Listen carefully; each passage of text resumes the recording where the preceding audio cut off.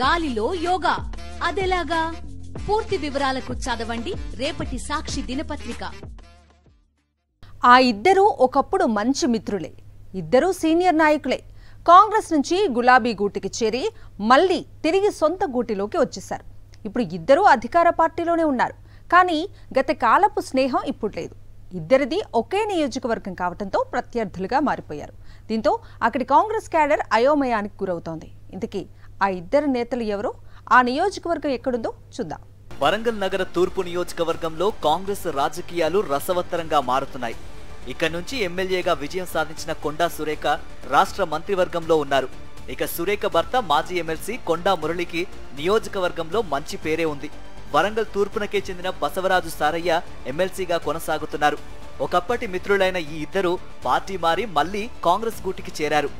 ఇద్దరిది ఒకే నియోజకవర్గం కావడం, అది అధికార పార్టీ కావడంతో ఇద్దరి మధ్య గతంలో ఉన్న సఖ్యత ఇప్పుడు కనిపించడం లేదు. సారయ్య తమకు చెప్పకుండానే కాంగ్రెస్ లోకి రావడం కూడా కొండా దంపతులకు నచ్చలేదు. సారయ్య మురళి మధ్య వైరం పెరుగుతూ ఉండడంతో నియోజకవర్గ కాంగ్రెస్ క్యాడర్ గందరగోళానికి గురవుతోంది. కొండా మురళి, బసవరాజు సారయ్య ఒకరిపై ఒకరు నేరుగా దూషించుకుంటున్నారు. రెండు కత్తులు ఒకే ఊరలో ఇమడవు అన్నట్లుగా ఇక్కడి కాంగ్రెస్ పరిస్థితి తయారైంది. ఇద్దరు సీనియర్ నేతల మధ్య పచ్చగడ్డి వేస్తే బగ్గుమనేలా ఉంది.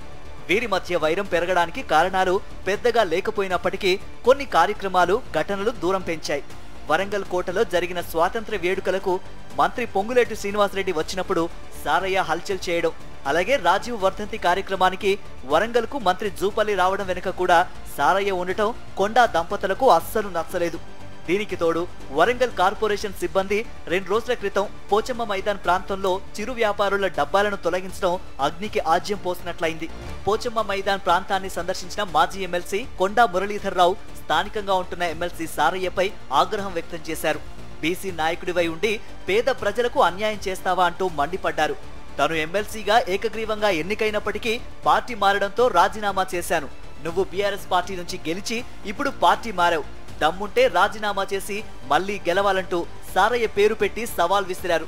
బీఆర్ఎస్ లోకి వెళ్లి మళ్లీ కాంగ్రెస్ లోకి వచ్చిన ఈ ఇద్దరు సీనియర్ల వర్గ పోరుతో వరంగల్ తూర్పు కాంగ్రెస్ నాయకులు, కార్యకర్తలకు దిక్కు తోచడం లేదు. కొండమురళి పరిపాలన ఉంది. ఆయన మొన్న వచ్చిండు, రాజీనామా చేయాలి, సిగ్గు లజ్జ ఉంటే. ఇద్దరు నేతల మధ్య అంతరాన్ని అధిష్టానం సరిదిద్దాలని పార్టీ శ్రేణులు భావిస్తున్నారు. అయితే కాంగ్రెస్ పార్టీలో ఇలాంటి భావ ప్రకటన స్వేచ్ఛ ఎక్కువగా ఉంటుంది.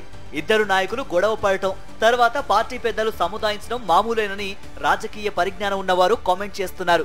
మరి కొండా మురళి, బసవరాజు సారయ్యల మధ్య వైరం ఎంతకాలం సాగుతుందో చూడాలి.